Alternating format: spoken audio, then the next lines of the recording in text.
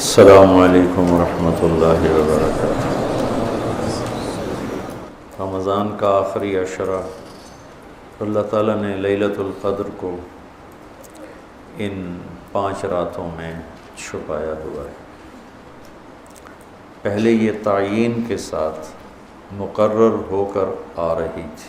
آپس کے جھگڑے ایسی نحوست ہیں کہ آپ خیمے سے باہر آئے، 2 صحابہ آپس میں ان کی کوئی تلخی ہوگی، ان کی آوازیں اونچی ہوں گی، جھگڑا بڑھ گیا تو آپ نے باہر تشریف لا کے فرمایا کہ میرے اللہ نے مجھے شب قدر بتا دی تھی کہ فلاں رات ہوا کرے گی، لیکن تم لوگوں کے جھگڑے کی وجہ سے اللہ تعالیٰ نے اس کو اٹھا لیا اور چھپا دیا، اور اب تم اسے طاق راتوں میں تلاش کرو، 21 میں، 23 میں، 25 میں، 27 میں، 29 میں اس کو تم تلاش کرو۔ آپس کا اختلاف صحابہ کا تھا، 2 صحابی آپس میں کس بات پہ الجھ گئے پتہ کوئی نہیں۔ بظاہر تو وہ ایک تعیین اور ایک مقرر عدد، مقرر رات اٹھ گئی، لیکن یہ بہت بڑی خیر ہوئی۔ اگر یہ رات متعین ہوتی کہ 21 کی رات شب قدر ہوا کرے گی، یا 27 یا 23 یا 25 یا 29، اور آنے والے زمانے میں غفلت تو ہونی تھی، جہالت بھی ہونی تھی، نافرمانی بھی ہونی تھی۔ رات متعین ہو، لوگوں کو پتہ ہو آج شب قدر ہے، پھر لوگ نافرمانی کرتے تو نقد عذاب آتا۔ تو اللہ تعالیٰ نے اس چھپانے میں بھی اپنی رحمت کو شامل حال کیا۔ جب ایک آدمی شراب پی رہا ہے، اسے پتہ ہی نہیں شب قدر، کسی کو بھی نہیں پتہ کہ آج ہے۔ ہم تو 5 راتیں چھوٹی انشاءاللہ جاگ کے، آپ تو ویسے ہی علم میں مصروف ہیں، تو چلو آپ کی برکت سے ایک حدیث بھی یاد آ گئی۔ ابو ہریرہ رضی اللہ عنہ فرماتے ہیں مدارسۃ العلم ساعتاً، دارس یدارس، ایک دوسرے کے ساتھ علمی محاورہ کرنا، یا جس کو آپ تکرار کہتے ہیں، مدارسۃ العلم ساعتاً خیر من احیاء لیلۃ القدر عند الحجر الاسود۔ اللہ اکبر، تم تو بڑے مالدار ہو یار، ہیں ماشاءاللہ۔ آپ کی رات اللہ کے فضل سے علم میں گزرتی ہے، تو اور لوگ بھی بیٹھے ہیں، میں ترجمہ کر دیتا ہوں۔ چند گھڑی، تھوڑی دیر کا علمی مذاکرہ، علمی گفتگو، علم کی طلب میں، علم کی تلاش میں، مناظرہ نہیں، لڑائی جھگڑا نہیں، علم کی طلب اور تلاش میں تھوڑی دیر علم کا مذاکرہ اور علم کی بات چیت، یہ حجر اسود کے سامنے کھڑے ہو کر لیلۃ القدر میں ساری رات نفل پڑھنے سے بہتر ہے۔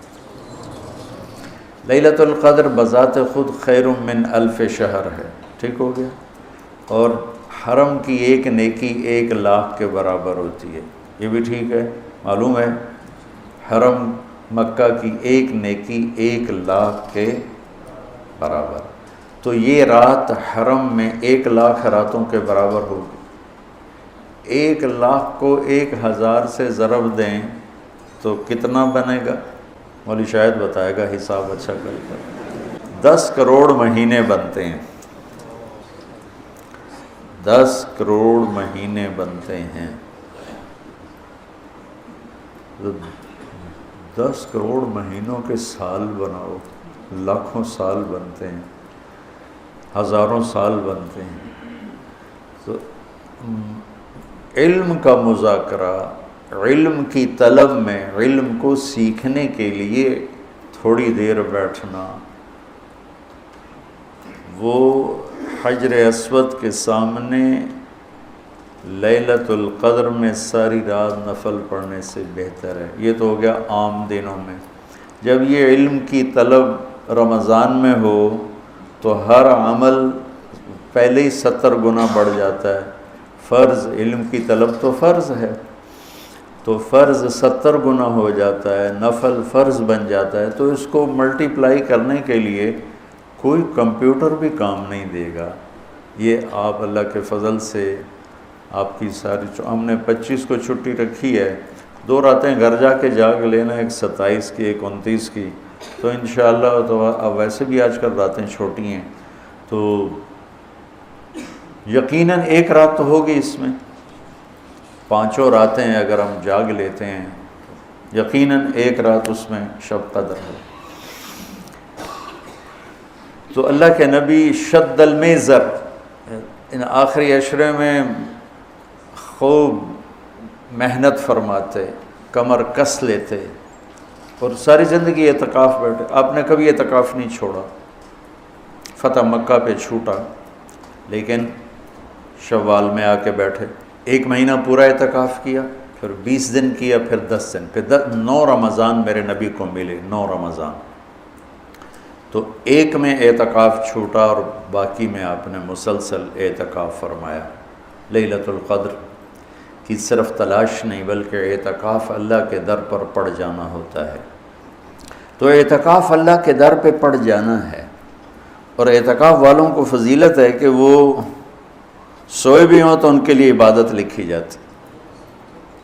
باقی ہمارے جیسے لوگ تو نفل پڑھیں گے تو عبادت لکھی جائے گی، قرآن پڑھیں گے تو عبادت کا اجر لکھا جائے گا، اور اعتکاف والا سویا بھی ہو تو قلم اس کا چلتا رہتا ہے۔ اللہم لک الحمد کما انت اہلہ فصلی علی محمد کما انت اہلہ وفعل بنا ما انت اہلہ انک اہل التقوی و اہل المغفرہ۔ یا اللہ آخری عشرہ شروع ہو چکا ہے، تیری مغفرت کا، جہنم سے خلاصی کا ہے۔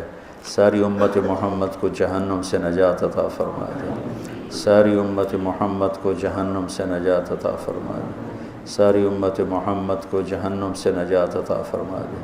پوری دنیا انسانیت کو کلمہ نصیب فرما دے، پوری دنیا انسانیت کو کلمہ نصیب فرما دے، پوری دنیا انسانیت کو کلمہ نصیب فرما دے۔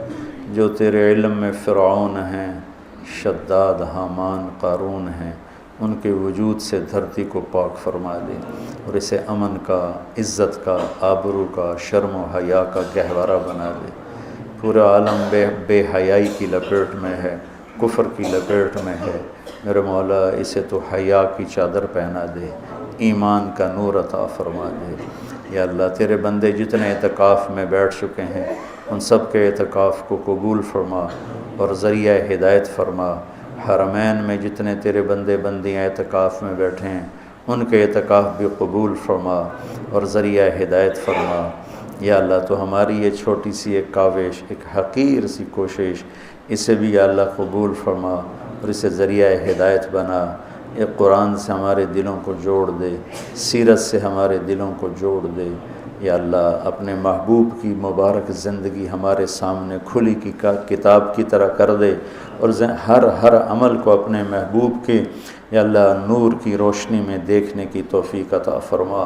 پوری امت میں یا اللہ سیرت حاوی فرما، پوری امت میں یا اللہ اپنے محبوب والے اخلاق زندہ فرما، بد اخلاقی سے ہماری حفاظت فرما۔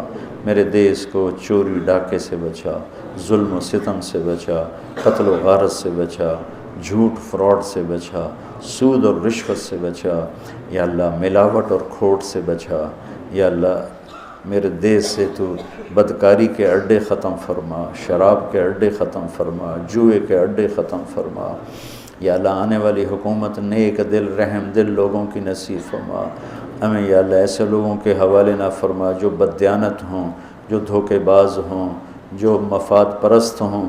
ہمیں ایسے لوگوں کے حوالے فرما جو ملک کے، قوم کے، عوام کے خیر خواہ ہوں، ان کے درد کو اپنا درد سمجھیں اور ہمارے غم کو اپنا غم سمجھیں، ہمارے دکھ کو اپنا دکھ سمجھیں۔ ہمیں ایسے نیک لوگ نصیب فرما۔ یا اللہ جہاں جہاں یہ میرے ساتھ لوگوں نے ہاتھ اٹھائے ہوئے ہیں تو سب کے حق میں ان کی دعائیں قبول فرما، ان کی حاجات کو پورا فرما، آمین۔